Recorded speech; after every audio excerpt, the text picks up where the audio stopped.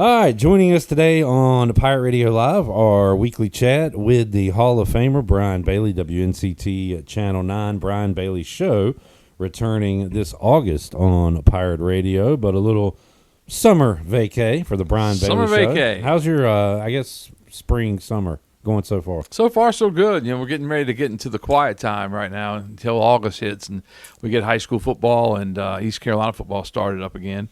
But, you kind of need it, recharge the batteries and that kind of thing. We got a big vacation plan. We went to Nashville a couple of weeks ago, and then we've got another one that Melissa planned. So we're looking forward to that. Good deal. And, boy, it's slow news when Jarrett Watkins gets on Channel 9. Yeah. He was on Saturday night. He was PAing. And ratings spiked. Okay. They spiked. Is that good or That's bad? good. Okay. That's a positive spike. A positive spike. Soared. I should have said soared instead of spike. But yeah, they soared. Yeah, J-Bone doing a little yard gnomes action. So you got that. You got bird dogs. You've got, I guess, Bailey, will we have a little league team to cover? Is like the All-Stars and stuff going on? You have to wait and see how they gel and see how, I don't cover them as much or watch them as much, this time of year to know which, league has the better team and that kind of will have the better players. But pretty soon they'll be choosing the All-Star teams and then we'll see how they make those runs. Might give you something to follow there. Yeah. Another trip to Williamsport, perhaps. How's that rank amongst things you've done? Oh, it's way up there. There's no doubt. I mean,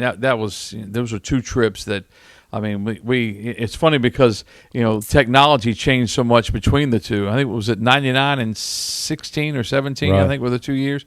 But technology had changed, and you could do different things. We had to borrow a satellite truck in 99 to work out of. And then, in 16, 17, we were able to just take a TVU up and just kind of go live whenever. That's when Ken Watlington was up there and Zach Maskovich was up there. I think we spent a month in that week.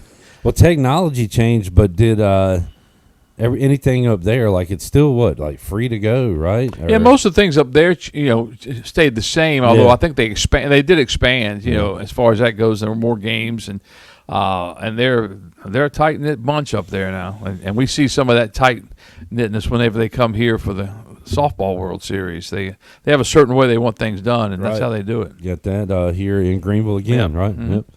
So that'll be something on the docket. Although that's kind of bumping up to football season. Yeah, it kind of. I kind of wish it was in July, middle of July, end of July.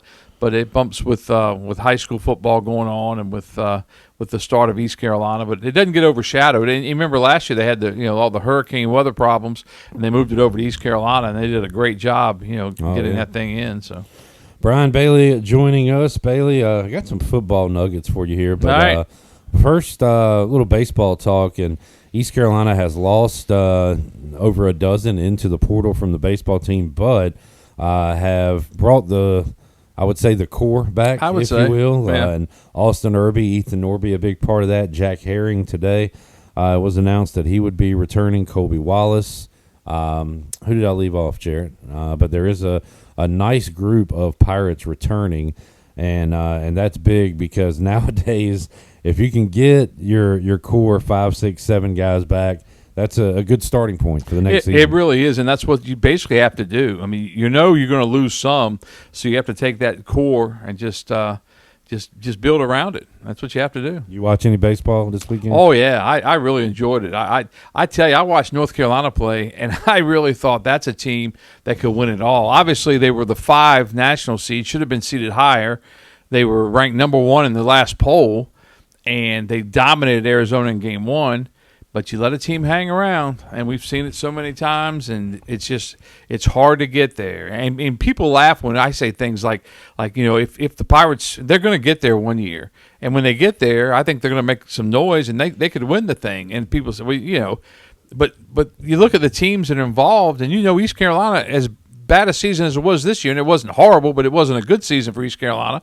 But they still, they competed with Coastal Carolina really, as well as Auburn did, maybe better. And they are Coastal on their way to Omaha. I saw that right now there are 7 teams in the College World Series waiting on Duke Murray State tonight. Yep. But it was, I think, 3 top 10 preseason teams, 1, top 25. So basically 4 top 25s, and then 3 unranked teams who will be in Omaha. So just kind of gives you the dichotomy, the mix there of team's preseason and Big who's word, going in. dichotomy. Yeah, well, Did you hear that, trying to throw one in every now and then. There you go. But Zach Root was great this weekend. He was former Pirate. Prolific cusser as well. He was fired up, and there's a reason that most coaches and players these days, they cover their mouths when they talk anytime they do, but Zach didn't cover.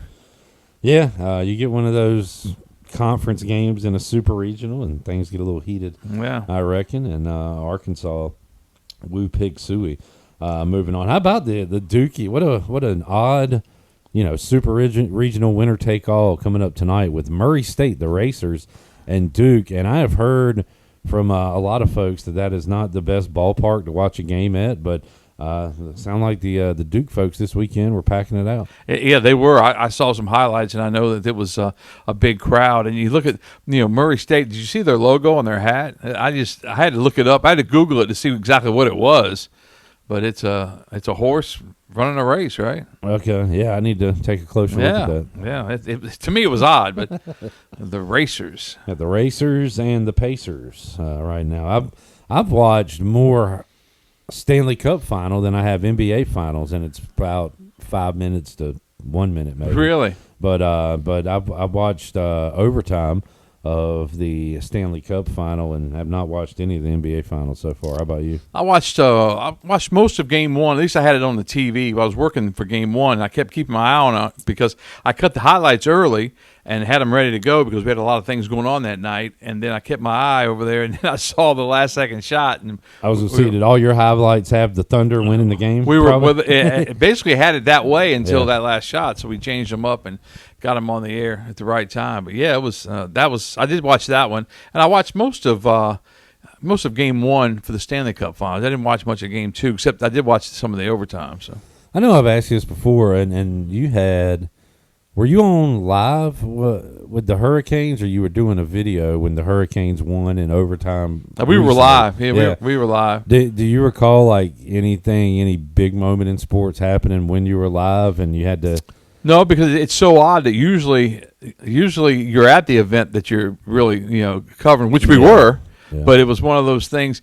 Again, technology's changed so much. So we're watching the game on a feed, but it's about 8 seconds delayed, and that's what you get now with streaming and everything. You can call you. I talk to Meador a lot of times, during the Cowboy game, and one of us will be ahead of the other one, inevitably. So when I stream, some things seem instantaneous, and it's lined up with Twitter, and I'm getting it at the right time. Right. Some things are like way behind to the point now where if it's a big game, like Commanders playoff run and stuff like that, I would turn my phone off because I have been spoiled in the past. Yeah, we'll be on the phone and I'll say, "Man, you got to catch that ball," and he'd be like, "They just ran it. What are you talking about?"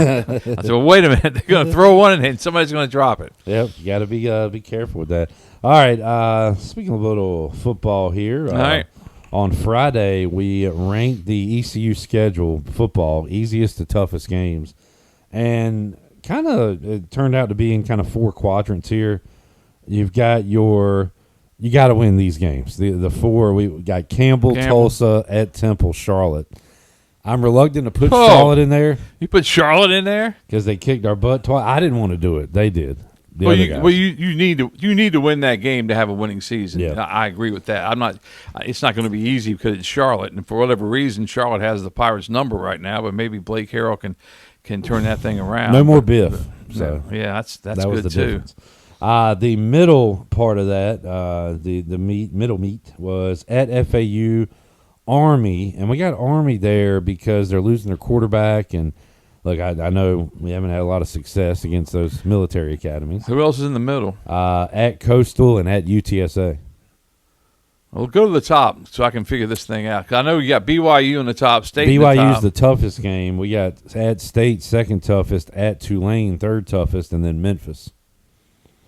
Yeah, see, I think Tulane and Memphis obviously are year in and year out among the best in the American. But I think you look at some of those teams in the middle, and it's going to be depending on how it goes. I mean, I think it's a matter of who gets off to the good start. I think the Coastal game is a key game for the season. It's going to be a key game, absolutely. It's going to be difficult to go there and win on the road, but I think they can. I think the Pirates can. You agree, BYU? I agree in? with that. I think they're going to be really really good. They could be in the top 10 when they come to Greenville. I got a would you rather? Would you rather have beaten Coastal last weekend and gone to the Super Regional, or would you rather beat them this year in football to get to 3-0, which sets up a game at home against BYU with an opportunity to get into the top 25? If you could only choose one.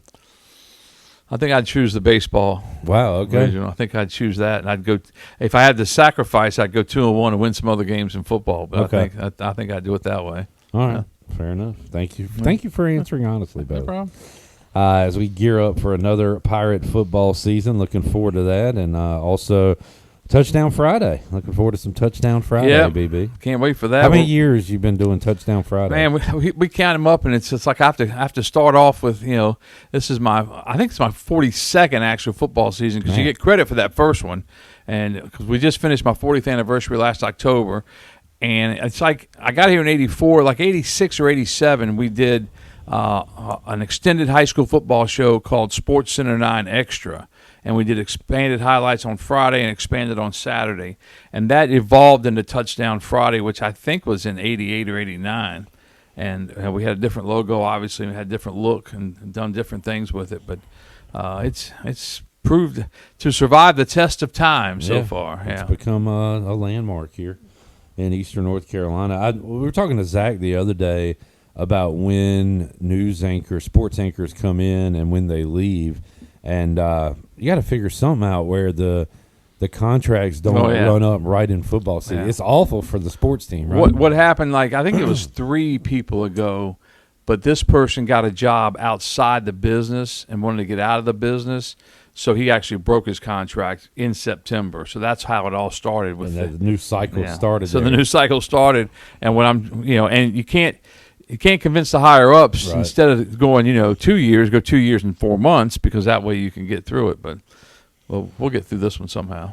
Yep, with or without Zach Kaplan. Yeah, we'll see. Yeah. No, hoping he's here for a long.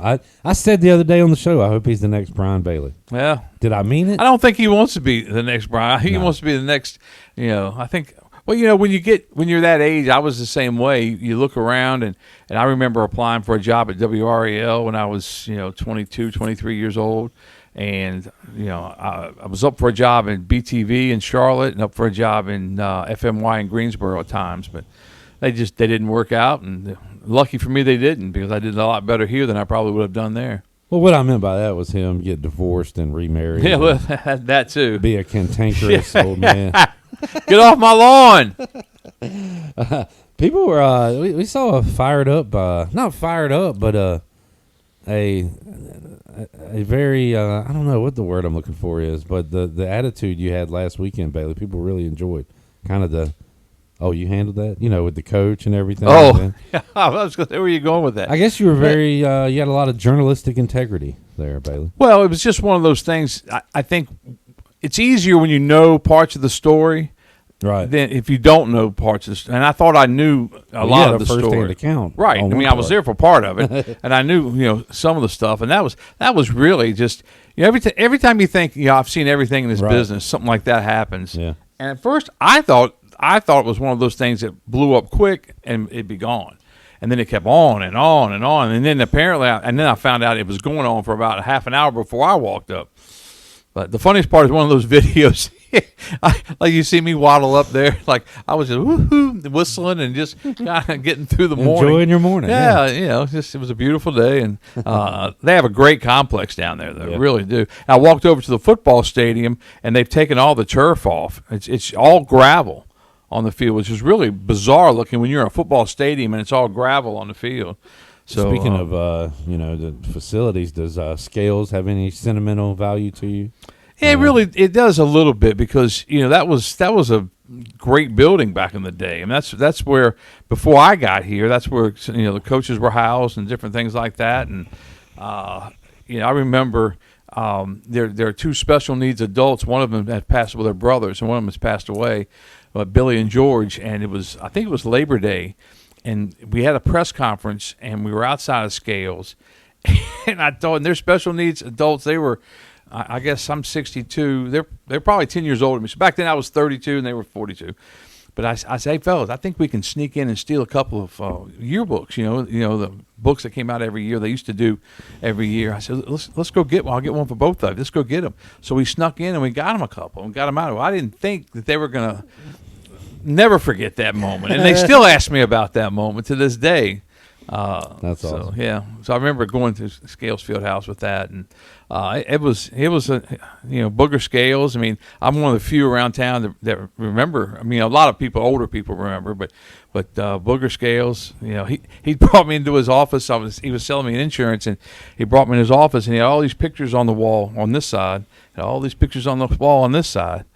I said, Boogie, you got a lot of pictures on the wall. He goes, yeah, boy. He says, you don't want to get on that side. Those people are dead. I was like, oh, got a point. Well, got to move another one over. Yeah. Speaking of buildings, got some construction going on with the practice facility. Some dirt. Boy, that's taken a long time, hasn't it? Yeah, it's great to see. Long time coming. Yeah. But looking forward to that. Bailey, anything else going on in the world of sports for you this week? No. Did I see the exceptional.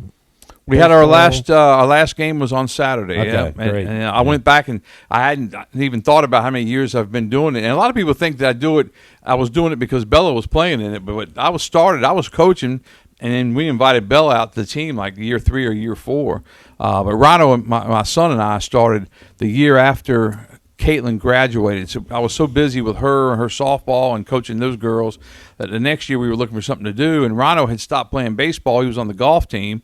So I said, why don't we coach one of these teams? And you coach with me. So he did for the first couple of years. Awesome. And, we've had a great time out there. And it's, I used to think I would just like the younger kids because, they let adults play too. But now that Bella's an adult, I'm in the adult league, and they're just as fun. I mean, they really appreciate it. They enjoy it.